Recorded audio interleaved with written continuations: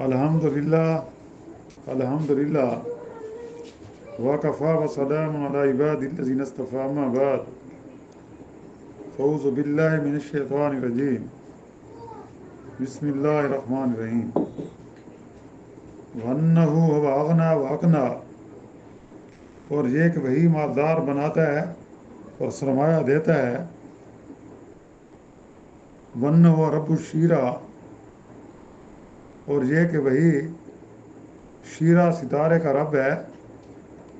وَأَنَّهُ أَهْلَكَ عَادًا الْأُولَىٰ، اور یہ کہ اس نے عاد اول کو ہلاک کیا. سبحان ربک رب العزت عما یصفون وسلام علی المرسلین والحمد للہ رب العالمین. اللہم صلی علی سیدنا محمد وعلی آلہ وصحبہ وسلم. پارہ 27واں سورۃ النجم کی آیات مبارکہ 48، 49 اور 50 کی تلاوت کی گئی.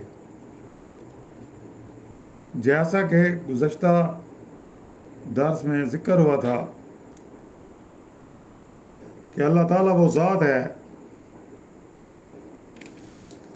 کہ جس نے جیسی کوشش کی اس کو ویسے بدلہ ملے گا. اللہ کسی پر ظلم نہیں کرتے، اللہ پورا بدلہ دیتے ہیں.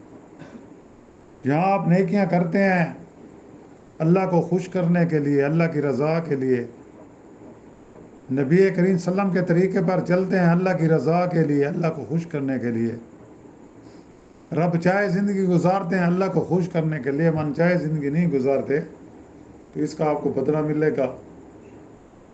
اس کے بدلے میں جنت ملے گی. جب قیامت کا دن ہوگا ہر ایک پریشان ہوگا، آپ مطمئن ہوں گے.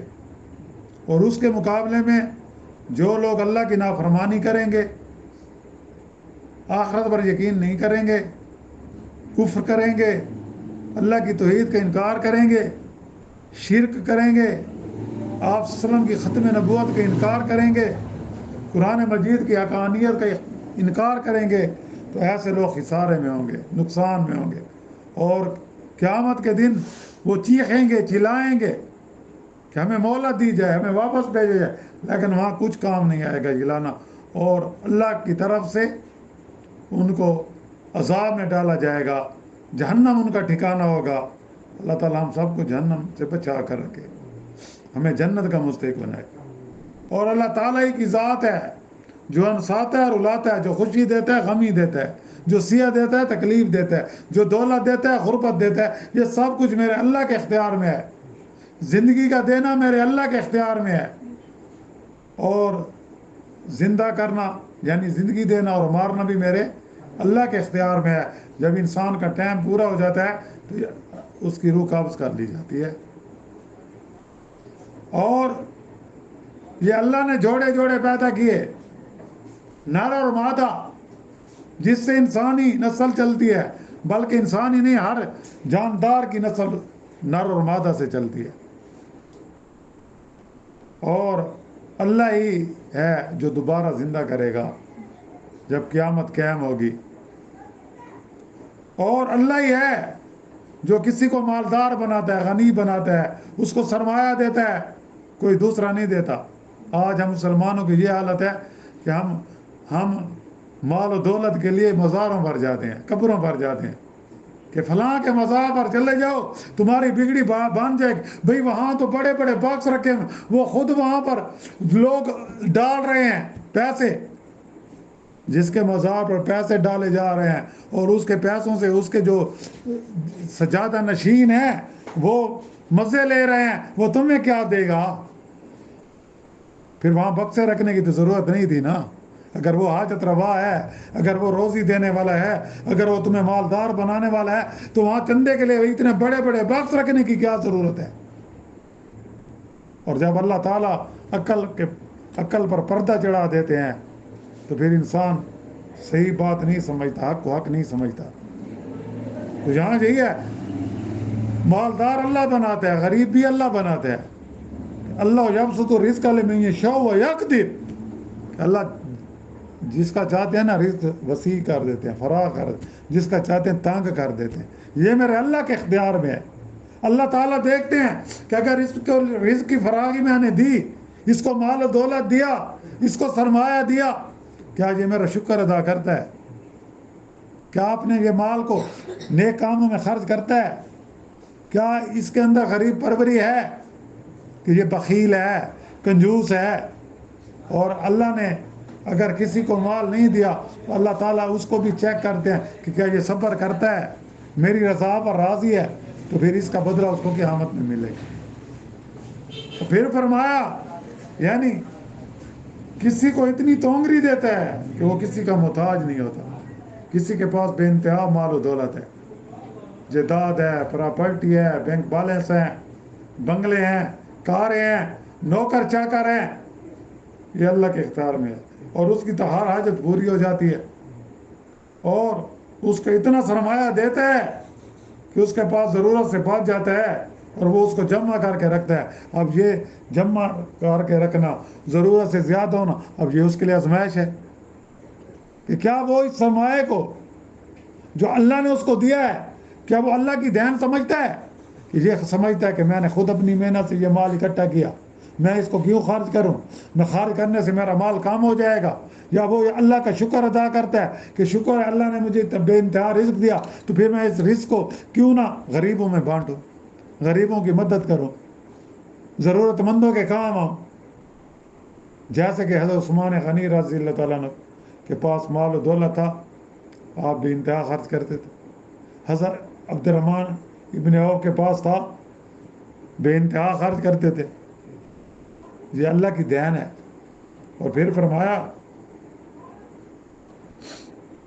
وَأَنَّهُ رَبُّ الشِّیرَةِ، اور یہ کہ وہی شیرہ کا رب ہے۔ شیرہ ایک ستارے کا نام ہے، اور کفار مکہ جو کافر تھے وہ اس کی عبادت کرتے تھے، وہ اس کو بھی رب مانتے تھے۔ اللہ نے کہا نہیں نہیں، اس کا رب بھی اللہ ہے۔ رب تو ہر چیز کا ہے، اللہ تعالیٰ ہر چیز کا رب ہے، اللہ تعالیٰ ہر چیز کا خالق ہے، اللہ تعالیٰ ہر چیز کا مالک ہے، اللہ تعالیٰ ہر چیز کو پیدا کرنے والا ہے۔ اس کائنات میں جو چیز بھی ہے اس کا مالک کون ہے؟ اللہ ہے، اور کوئی نہیں دوسرا۔ اس کی خدائی میں کوئی شریک نہیں، نہ اس کی ذات میں، نہ اس کے صفات میں، نہ اس کے علم میں، سب کچھ اللہ کے اختیار میں ہے۔ یہاں اس ستارے کا نام اس لیے لیا کہ عرب قبائل اس کو پوجا کرتے تھے، اس کے سامنے اپنی حاجات پیش کرتے تھے۔ حاجت روا، مشکل کشا صرف اللہ کی ذات ہے، نہ کوئی ستارے ہیں، نہ کوئی بت ہیں، نہ کوئی بڑے بڑے بزرگ ہستیاں ہیں، کوئی بھی نہیں ہے۔ یہ سب جو ہے نا اللہ کے مخلوق ہیں، یعنی کہ جس کو نیند آتی ہے وہ خالق نہیں بن سکتا، وہ رب نہیں بن سکتا۔ جو تھکتا ہے وہ رب نہیں بن سکتا، جس کو موت آتی ہے وہ رب نہیں بن سکتا، جو بچہ ہوتا ہے دوسروں کے سہارے پر بڑا ہوتا ہے وہ رب نہیں بن سکتا۔ ہم نے یہاں ہزاروں رب بنائے ہوئے ہیں، ہزاروں رب بنائے ہوئے ہیں۔ رب صرف اللہ کی ذات ہے۔ رب کا معنی ایک تو ہے پروردگار، دوسرا ہے پیدا کرنے والا، ساتھ رزق کا بندوبست کرنے والا، پالنے والا۔ اور جب اس کا اس دنیا میں رزق پورا ہو جاتا ہے جو اللہ کی طرف سے لکھا ہوتا ہے تو اس پر موت طاری ہو جاتی ہے۔ رب وہ ہے، کوئی کسی کا رب نہیں بن سکتا، کوئی کسی کو مار نہیں سکتا۔ یعنی کہ مارنے والی ذات اللہ ہے، زندگی دینے والی ذات اللہ ہے، صحت دینے والی ذات، بیماری دینے والی ذات، مال دینے والی ذات، غربت دینے والی ذات، صحت دینے والی ذات، بیماری دینے والی ذات صرف اللہ ہے۔ بس اللہ کے سوا کچھ بھی نہیں۔ سب کچھ اللہ سے ہونے کا یقین اور مخلوق سے کچھ نہ ہونے کا یقین، مسلمان کا، مومن کا یہی عقیدہ ہونا چاہیے۔ اس سے دوسروں کو مشکل کشا نہیں سمجھنا چاہیے۔ نہ علی مشکل کشا بن سکتا ہے، نہ یا رسول اللہ کہنے رسول اللہ صلی اللہ علیہ وسلم مددگار بن سکتے ہیں۔ ہاں قیامت کے دن آپ شفیع بنیں گے، نیک لوگوں کی اللہ کے اجازت سے شفاعت کریں گے۔ بات سمجھ آ رہی ہے؟ کوئی ولی مددگار نہیں بن سکتا، وہ تو بیچارے پڑے ہیں۔ اگر ان کے اندر اتنی پاور ہوتی تو ان کے مزاروں پر غلط کام نہ ہوتے، وہاں پر بھنگڑے نہ ڈالے جاتے، وہاں پر جو ہے سنت خلاف بدعات کو فروغ نہ دیا جاتا، پھر بھی لوگ نہیں سمجھتے، عقل پر پردے پڑے ہوئے ہیں نا۔ اور یہاں یہی ہے کہ ہر چیز کا رب کون ہے؟ تم جس کی عبادت کرتے ہو نا وہ تمہارے مشکل کشا نہیں ہے، وہ تمہارے رب نہیں ہے، رب صرف اللہ کی ذات ہے۔ اور وَأَنَّهُ أَهْلَكَ عَادًا الْأُولَىٰ، اور یہ کہ اس نے عاد اور عاد اول کو ہلاک کیا۔ عاد اول کون تھے؟ حضرت نوح علیہ السلام کی قوم۔ حضرت نوح علیہ السلام کے بعد جو قوم پھلی بڑی پھولی، اللہ نے ان کو بڑے فراغت دی، بڑا رزق دیا، بڑا سرمایہ دیا، بڑے بڑے محلات بناتے تھے، بڑے طاقتور تھے، وہ قوم عاد تھی۔ اور جب وہ شرک کی طرف چلی گئی، گناہوں کی طرف چلی گئی، تو اللہ نے ان میں حضرت ہود علیہ السلام کو بھیجا، لیکن انہوں نے چند لوگ ایمان لائے۔ پھر اللہ نے یہاں یہی کہا کہ ان کو اللہ نے ہلاک کر دیا، نیست و نابود کر دیا۔ یہاں یہی ہے کہ قوم عاد کو اولا اس لیے کہا کہ یہ سمود سے پہلے تھی، اس سے بعد پھر قوم سمود آئی، وہ بھی بڑے طاقتور تھے۔ یا اس لیے کہ قوم نوح کے بعد سب سے پہلے یہ قوم ہلاک ہوئی۔ پہلے جو ہے قوم نوح پر عذاب آیا طوفان کے ذریعے، پھر ان کے آپ کے ساتھ جو کشتی میں تھے 100 سے کم اہل ایمان، پھر ان سے نسل چلی، پھر دنیا میں پھیلی، پھر وہ جتنے تک اسلام پر چلتے رہے، شرک سے بچتے رہے، تو انہوں نے خوشگوار زندگی گزار۔ جب ان میں شرک آ گیا، شیطان نے ان میں شرک کو پھیلایا، تو پھر اللہ نے ان کی ہدایت کے لیے حضرت ہود علیہ السلام کو بھیجا۔ اور جب انہوں نے حضرت ہود علیہ السلام کی بات نہ مانی تو پھر اللہ نے ان کو بھی ختم کر دیا۔ تو یہ قوم ہلاک کی گئی۔ بعض کہتے ہیں کہ عاد نامی 2 قومیں گزری ہیں، عاد اولا اور عاد ثانی۔ یہ پہلی ہے جس سے بعد تند سے ہلاک، یعنی کہ ایک ہوا سے ایسی سخت ہوا چلی کہ جس نے ان کو بالکل کیا کرتے بکھیر دیا، چیر پھاڑ کے رکھ دیا۔ یہ اپنے اوندے منہ گرے ہوئے تھے، جبکہ دوسری زمانے کی گردشوں کے ساتھ مختلف ناموں سے چل کر بکھتی رہی، جو موجود رہی۔ تو یہاں یہ ہے کہ ایک تو نبی کریم صلی اللہ علیہ وسلم کو تسلی دی گئی ہے کہ اگر یہ مشرکین آپ کی بات نہیں مانتے نا، آپ اس کی پرواہ نہ کریں، آپ نے اپنا حق ادا کر دیا، آپ نے پیغام توحید ان کو دے دیا، آپ نے ان کو دین حق کی دعوت دے دی۔ اب ان کی کامیابی، ان کی فلاح، ان کی کامرانی اس میں ہے کہ یہ آپ کی دعوت کو قبول کر لیں، شرک کو چھوڑ دیں، بت پرستی کو چھوڑ دیں، کفر کو چھوڑ دیں، اہل ایمان کی صف میں آ جائیں، تو یہ کامیاب ہوں گے۔ نہیں تو یہ بھی جیسے اللہ نے قوم نوح کو نیست و نابود کیا، پھر اس کے بعد قوم عاد کو ہلاک کیا، تو پھر بھی یہ بھی اللہ کی ہلاکت سے نہیں بچ سکیں گے اگر یہ ایمان نہ لائے۔ اللہ سے دعا ہے کہ اللہ تعالیٰ ہمیں دین کی صحیح سمجھ عطا فرمائے، بقیہ زندگی قرآن و سنت کے مطابق گزارنے کی توفیق عطا فرمائے۔ جو مسلمان اس دنیا سے رخصت ہو گئے ہیں اللہ تعالیٰ سب کی مغفرت فرمائے اور ان کو جنت میں اعلیٰ مقام عطا فرمائے۔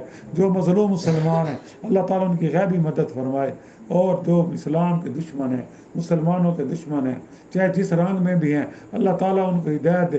اگر ان کی قسمت میں ہدایت نہیں تو ان کو بھی نیست و نابود کر دے اور نشان عبرت بنائے۔ اللہ تعالیٰ ہم سب کا خاتمہ ایمان پر فرمائے۔ وآخر دعوانا الحمد للہ رب العالمین۔ اللہم ربنا آتنا فی الدنیا حسنۃ وفی الآخرۃ حسنۃ وقنا عذاب النار۔ صلی اللہ تعالیٰ علی خیر خلق محمد وعلی آلہ وصحبہ اجمعین برحمتک۔